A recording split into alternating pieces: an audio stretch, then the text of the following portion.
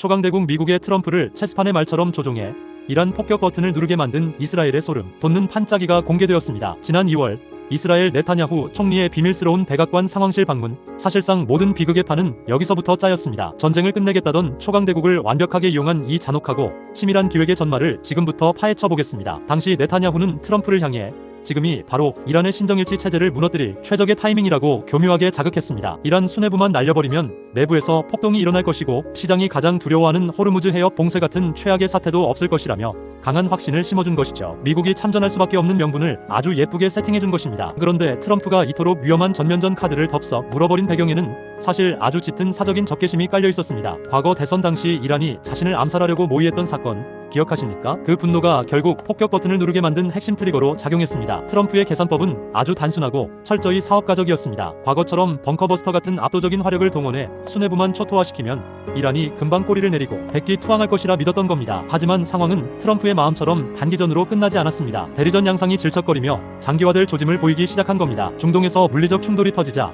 즉각적으로 글로벌 유가가 튀어오르기 시작했고 자신의 경제 성과가 타격받는 것을 무엇보다 두려워했던 트럼프는 결국 4월 초 이란과 2주간의 전격적인 휴전을 선언해버립니다. 철저한 자국 우선주의 앞에서 이스라엘은 미국이 주도한 휴전판에 끼지도 못한 채 완벽하게 뒤통수를 맞은 셈이 되었습니다. 흥미로운 건 이스라엘의 태도입니다. 이란과 임시 휴전을 하는 와중에도 레바논 남부와 베이루트에 대한 무차별 폭격을 멈추지 않고 있습니다. 도대체 왜 이렇게까지 특정 지역을 아예 갈아엎는 데 집착하는 걸까요? 이를 이해하려면 이스라엘의 끔찍한 군사 전략인 다이아 독트린을 알아야 합니다. 이 독트린은 단순히 군사시설만 정밀 타격하는 전술이 아닙니다. 민간 주거지와 필수 인프라 전체를 무차별적으로 절멸시켜버리는 극단적인 전략입니다. 동네 자체를 복구 불가능한 상태로 밟아버려서 사회 전체에 감당할 수 없는 고통을 주고 적대 세력이 싸울 의지 자체를 상실하게 만드는 잔혹한 방식입니다. 가자지구에 이어 레바논까지 쑥대밭으로 만드는 진짜 이유는 국경을 맞댄 완충지대를 싹 밀어버려 향후 쳐들어올 불씨 자체를 잘라버리겠다는 의도입니다. 그런데 사실 남의 나라를 향한 무자비함은 약과에 불과합니다. 이스라엘은 자국민의 생명 앞에서도 상상을 초월하는 광기를 보여주고 있습니다. 이스라엘군 특유의 교전 수칙인 한니발 지침이 바로 그것입니다. 적에게 생포되어 국가가 인질 협상에 질질 끌려다니는 수모를 겪느니 차라리 아군이나 자국민에게 총질을 해서 납치 자체를 막아버리라는 그야말로 미친 지침입니다. 실제로 하마스의 기습이 터졌을 때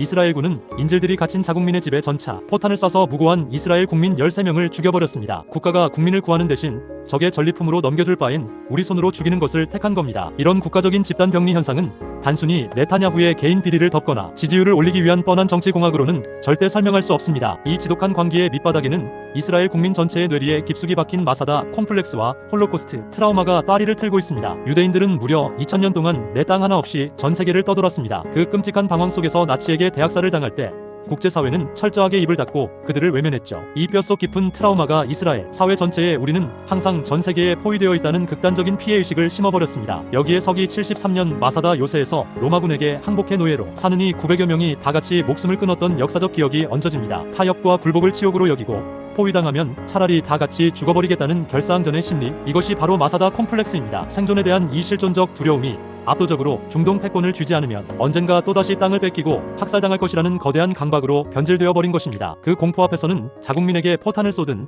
타국의 인프라를 날려버리든 모든 극단적인 조치가 생존이라는 이름으로 정당화되고 맙니다. 이스라엘은 이 통제 불능의 안보 불안을 잠재우기 위해 미국의 막강한 자본과 군사력을 아주 영리하게 체스말처럼 써먹어왔습니다. 트럼프의 자존심을 긁어가며 이란을 치지 않으면 끝장난다는 식으로 치밀하게 판을 짰지만 국제정치는 그렇게 호락호락하지 않습니다. 냉혹하죠. 자국의 경제부터 챙겨야 하는 트럼프의 계산기가 바뀌자 이스라엘은 결국 단기 휴전이라는 초라한 성적표만 달랑 들고 붕 떠버렸습니다. 중동의 절대 패권을 쥐려는 이스라엘의 맹목적인 트라우마, 그리고 경제 타격을 방어하려는 트럼프의 이기심, 이 거대한 두 축이 충돌하면서 글로벌 거시 경제의 불확실성은 지금 이 순간에도 엄청나게 커지고 있습니다. 겉으로는 평화니 외교니 고상하게 떠들지만 국제사회의 이면을 까보면 결국 주체들의 맹목적인 공포와 탐욕이 부딪히는 피비린내 나는 약육강식의 전쟁터입니다. 사실 우리가 매일 쳐다보는 금융시장의 본질도 이것과 한치의 오차없이 똑같습니다. 자본의 숨은 의도를 읽어내지 못하고 눈앞의 호재나 개미들의 공포에 휘둘려버리면 국가든 개인 투자자든 결국 거대 세력에게 철저히 이용당하고 털릴 뿐입니다. 거대한 자금이 얽힌 시장의 심리와 궤적을 꿰뚫어보는 나만의 냉철한 기준, 이게 없으면 이 바닥에서 절대 살아남을 수 없습니다. 유망해 보이는 섹터나 좋아 보이는 종목을 찾았다고 해서